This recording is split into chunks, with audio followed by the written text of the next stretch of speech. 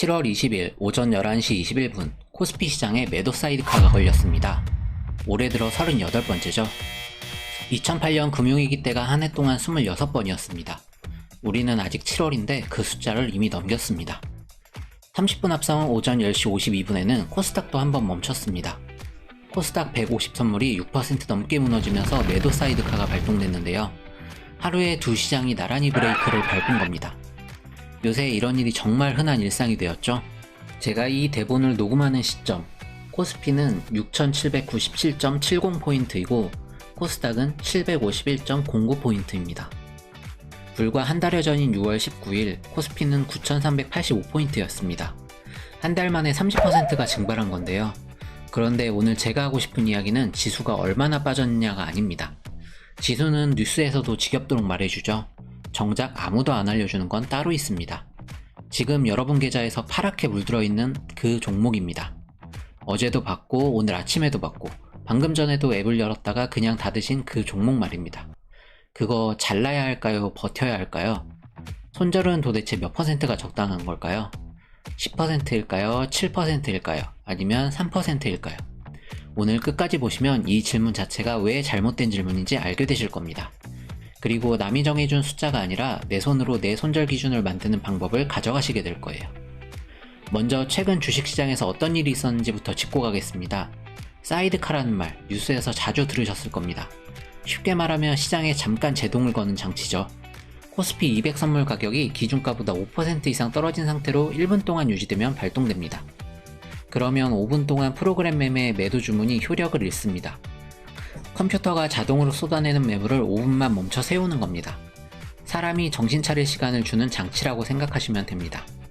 비유하자면 내리막길에서 브레이크를 한번 밟아주는 것과 비슷합니다.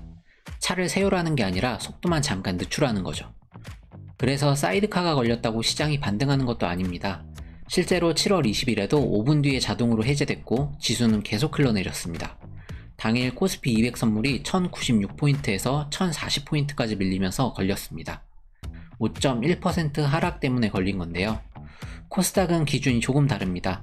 코스닥 150 선물이 6% 이상, 지수는 3% 이상 동시에 빠져야 발동됩니다. 7월 20일은 두 조건이 모두 충족됐습니다. 그런데 여기서 진짜 중요한 건 사이드카가 아니에요. 사이드카는 결과일 뿐입니다. 문제는 그 결과를 만든 개미들의 포지션입니다. 이 사이드카와 서킷 브레이커의 차이점은 제가 일전에 영상으로 올려놨는데 영상 설명 부분 보시면 제가 링크 첨부해 놓을 테니 이 부분 참고하시면 도움이 될 것 같습니다. 이번 하락장이 유독 아픈 이유가 있습니다. 지수가 고점을 찍은 6월 19일 이후 개인 투자자들은 SK하이닉스를 22조 원 넘게 사들였습니다. 삼성전자도 12조 원 넘게 담았습니다. 떨어지니까 싸 보였고 싸 보이니까 더 산 거죠. 그런데 그 종목들은 그 뒤로 20%에서 30%가 더 빠졌습니다. 문제는 여기서 끝나지 않았죠. 단일 종목 레버리지 상품에 돈이 몰렸습니다. 한 달 사이 개인이 SK하이닉스 단일 종목 레버리지에만 4조 원 넘게 넣었습니다. 그 상품 수익률이 어땠을까요? 가장 많이 팔린 상품 하나가 마이너스 50%를 찍었습니다. 어느 증권사에서는 이 상품을 산 고객 26,743명 중에 92.93%가 손실을 봤다고 보고한 기록도 있습니다. 100명 중에 93명이 물린 거죠. 현재 국내 시장에 존재하는 모든 단일 종목 레버리지 ETF에 대한 가상 수익률은 제가 개발한 페이지에서 한눈에 확인하실 수 있습니다. 역시 설명에 링크 걸어 놓을 테니 설명 부분 참고해보세요. 자, 다시 돌아와서 손실의 빚까지 겹쳤습니다. 7월 10일 기준으로 위탁매매 미수금이 1조 4,322억 원까지 불었습니다. 정해진 날까지 돈을 못 채우면 증권사가 주식을 강제로 팔죠. 이걸 반대매매라고 합니다. 내 손으로 손절하는 게 아니라 증권사가 대신 손절해 주는 겁니다. 그것도 가장 싼 가격에 가장 나쁜 타이밍에 말입니다. 반대매매는 내가 팔고 싶은 가격을 물어보지 않습니다. 장이 열리자마자 시장가로 나갑니다. 그래서 반대매매가 몰리는 날은 아침부터 지수가 더 밀리는 경향이 있죠. 그리고 그 매물이 다시 다른 사람의 반대매매를 부릅니다. 만약 여러분에게 스스로 정한 손절 기준이 있었다면 어땠을까요? 반대매매까지 가기 전에 훨씬 위에서 내려올 수 있습니다. 물론 반대매매는 신용거래를 사용하신 분들에게만 하는 얘기죠. 자, 그럼 다시 돌아와서 손절이 왜 그렇게 어려운지도 잠깐 짚고 갈게요. 사람은 이익을 볼 때보다 손실을 볼 때 감정이 2배 이상 크게 움직입니다. 그래서 10% 수익은 담담한데 10% 손실은 잠이 안 오죠. 게다가 손절 버튼을 누르는 순간 그 손실은 확정됩니다. 안 누르고 있으면 아직 진 게 아닌 것처럼 느껴지죠. 그래서 우리는 계속 기다립니다. 본전만 오면 팔겠다는 말 다들 한 번쯤 해보셨을 겁니다. 저도 그랬어요. 그리고 그 본전은 대부분 다시 오지 않습니다. 여기에 하나가 더 겹치죠. 이미 넣은 돈이 아까워서 못 빠져나오는 마음입니다. 지금까지 버틴 시간이 아까워서 조금만 더 버티게 됩니다. 그런데 시장은 우리가 얼마나 오래 버텼는지 전혀 모릅니다. 내 평균 단가가 얼마인지도 시장은 관심이 없습니다. 버티는 게 항상 틀린 건 아닙니다. 다만 기준 없이 버티는 건 투자가 아니라 기도입니다. 이제 본론으로 넘어가 보죠. 손절은 몇 %가 적당할까요? 인터넷을 찾아보면 답이 넘칩니다. 누구는 3%라고 하고 누구는 7%, 누구는 10%라고 합니다. 어떤 책에서는 8%가 황금률이라고도 하죠. 그런데 이 숫자들의 공통점이 뭔지 아십니까? 전부 남의 숫자라는 겁니다. 같은 마이너스 10%라도 사람마다 의미가 완전히 다릅니다. 1000만원을 넣은 분에게 10%는 100만원입니다. 전재산 1억 원을 넣은 분에게 10%는 1000만원입니다. 같은 숫자인데 밤에 잠이 오는 정도가 다르죠? 종목마다도 다릅니다. 하루에 1%씩 움직이는 종목에서 손절선을 3%로 잡으면 합리적입니다. 그런데 말이죠. 하루에 8%씩 출렁이는 종목에서 손절선을 3%로 잡으면 어떻게 될까요? 아침에 사서 점심에 잘리고 그 종목은 오후에 다시 오를 가능성도 있습니다. 이걸 몇 번 반복하면 원금이 녹아요. 방향은 맞았는데 계좌만 죽는 겁니다. 저도 이러한 경험이 있습니다. 분명히 좋다고 판단해서 산 종목인데 손절선이 너무 짧아서 3번을 연달아 잘렸습니다. 그리고 4번째에 포기했더니 그때부터 미친듯이 올라갔어요. 종목이 문제가 아니라 제가 정한 손절선이 그 종목의 성격과 안 맞았던 겁니다. 그러니까 손절은 몇 %가 정답이냐는 질문은 신발은 몇 밀리미터가 정답이냐는 질문과 같습니다. 발 크기를 안 물어보고 신발 사이즈를 정할 수는 없죠. 그럼 내 발 크기는 어떻게 재야 할까요? 저는 손절선을 %가 아니라 차트에서 찾습니다. 정확히는 추세선에서 찾습니다. 그리고 그 추세선을 어느 차트에서 긋느냐가 투자 기간에 따라 달라집니다. 먼저 단기 투자자입니다. 며칠에서 몇 주 안에 결과를 보려는 분들입니다. 이런 분들은 일봉 차트에 추세선을 그으시면 됩니다. 추세선이라는 말이 어렵게 들리실 수 있는데 전혀 어렵지 않습니다. 차트에서 눈에 보이는 저점 2개를 자로 이어서 선을 하나 긋는 겁니다. 요새 대부분 HTS에 추세선 긋는 기능이 들어가 있죠. 주가가 오르는 흐름이면 저점들이 계단처럼 올라가고 있을 겁니다. 그 계단의 아래쪽을 이은 선이 추세선입니다. 그 선을 종가 기준으로 깨고 내려가면 그때가 손절입니다. 장중에 잠깐 뚫렸다가 다시 올라오는 건 세지 않습니다. 장이 끝났을 때 그 아래에 있느냐만 봅니다. 종가 기준으로 보는 거죠. 몇 %라고 미리 정하지 않습니다. 숫자는 차트가 알려주는 자리에서 나옵니다. 단기 투자는 흐름이 깨지면 들어간 이유가 사라진 겁니다. 이유가 사라졌으면 미련 없이 짧게 끊는 게 맞습니다. 반대로 스윙이나 중장기 투자자는 좀 다르죠. 저는 이 경우 주봉 차트에서 추세선을 긋습니다. 일봉으로 보면 하루하루가 다 위기처럼 보이는데 주봉으로 보면 그 하루하루가 긴 그림 속의 점 하나입니다. 그래서 손절선이 자연스럽게 넉넉해집니다. 대신 조건이 하나 붙어요. 중장기로 접근하실 거면 처음부터 분할로 들어가셔야 합니다. 한 번에 다 사놓고 넉넉하게 버티는 건 버티는 게 아니라 방치입니다. 1차 매수 후에 추세선 근처까지 밀리면 2차 매수를 계획합니다. 그리고 주봉 추세선까지 완전히 깨지면 그때는 전체를 정리합니다. 넉넉한 손절선은 그냥 오래 참는 게 아닙니다. 아래에서 더 살 여유를 남겨두는 대신 마지막 선은 분명하게 정해두는 겁니다. 현금이 없는 상태에서 넉넉한 손절선을 쓰면 그건 그냥 방치가 됩니다. 같은 종목이라도 단기로 보면 손절선이 5%, 중장기로 보면 20%가 될 수 있습니다. 둘 다 맞습니다. 틀린 건 내 투자 기간과 손절선이 따로 노는 경우입니다. 중장기로 산다고 해놓고 3%에 손절하고 단타로 들어가서 30%를 버티는 겁니다. 이번 하락장에서 계좌가 크게 다친 분들 상당수가 여기에 해당합니다. 여기까지 들으시면 이렇게 정리하고 싶어지실 겁니다. 단기는 일봉, 중장기는 주봉. 그런데 하나가 더 남았습니다. 같은 중장기 투자자라도 사람마다 견딜 수 있는 크기가 달라요. 얼굴 생김새가 다 다르듯이 투자 성향도 다 다릅니다. 누구는 마이너스 20%를 보고도 밥을 잘 먹습니다. 누구는 마이너스 8%에서 손이 떨립니다. 이건 옳고 그름의 문제가 아니에요. 그냥 다른 겁니다. 성격이 다르고 나이가 다르고 그 돈이 어떤 돈인지가 다릅니다. 당장 2년 뒤에 전세금으로 써야 하는 돈과 10년 동안 안 건드려도 되는 돈이 같을 수는 없죠. 남이 20%를 버틴다고 나도 20%를 버텨야 하는 게 아닙니다. 버티는 폭이 짧은 건 부끄러운 일이 아니에요. 내가 못 버티는 폭을 억지로 버티려다 계좌가 통째로 무너지는 게 부끄러운 일입니다. 그래서 저는 이렇게 권합니다.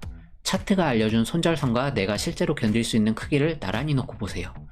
주봉 추세선이 마이너스 25%짜리인데 내가 15%에서 무너진다면 답은 두 가지입니다.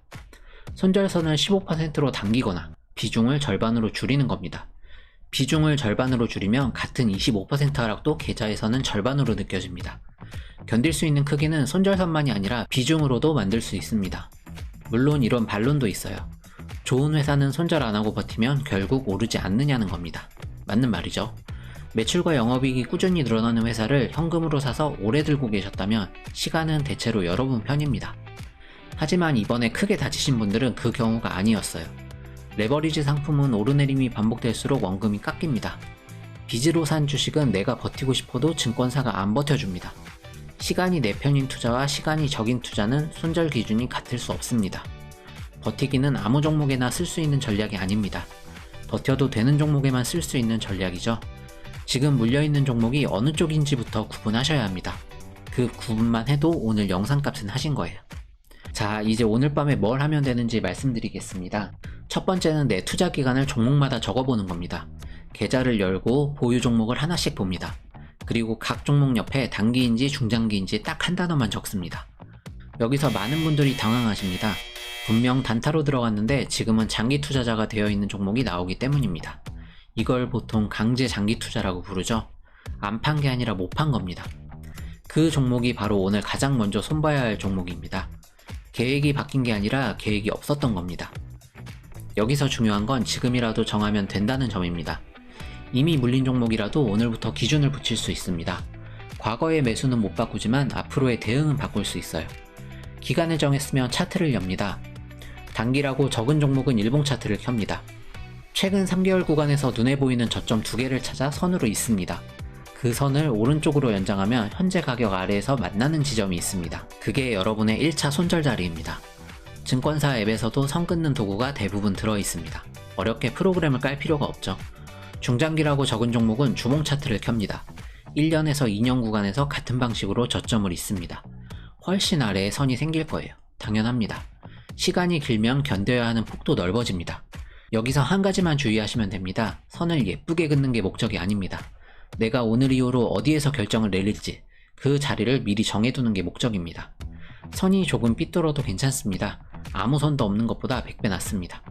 추가 팁을 드리자면 추세선과 매물대 지지 및 저항을 함께 체크하는 것도 손절, 입절 타이밍에 큰 도움을 줄 수 있고 여기에 MACD나 RSI 같은 보조지표를 여러 개 대입해서 본인에게 맞는 지표를 조합해 결과를 도출하는 공부도 계속해서 병행하시는 게 좋습니다. 두 번째는 손절 다음 장면을 미리 그려두는 겁니다. 손절이 무서운 진짜 이유는 손실 자체가 아닙니다. 팔고 나서 그 종목이 오르는 장면이 무서운 거예요. 그래서 저는 손절가를 정할 때 재진입 조건을 같이 적습니다. 예를 들면 이렇습니다.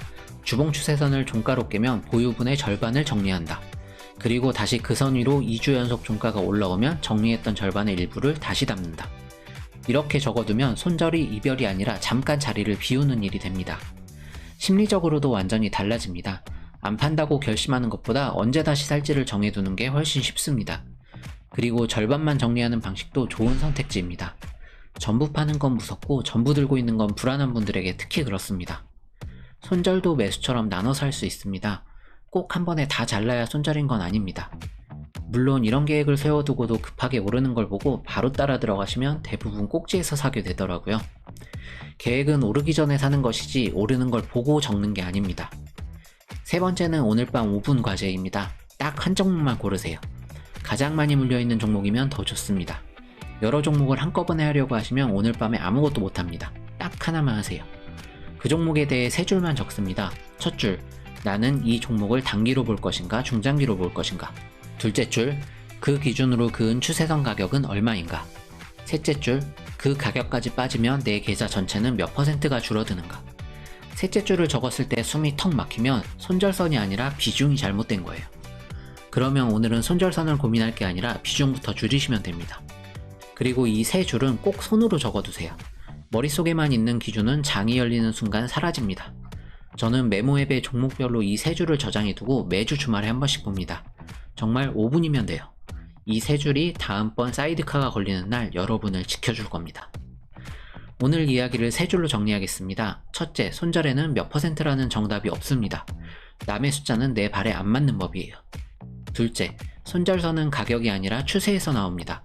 단기는 일봉, 중장기는 주봉입니다. 셋째, 차트가 알려준 자리와 내가 견딜 수 있는 크기가 다르면 손절선을 당기거나 비중을 줄이세요.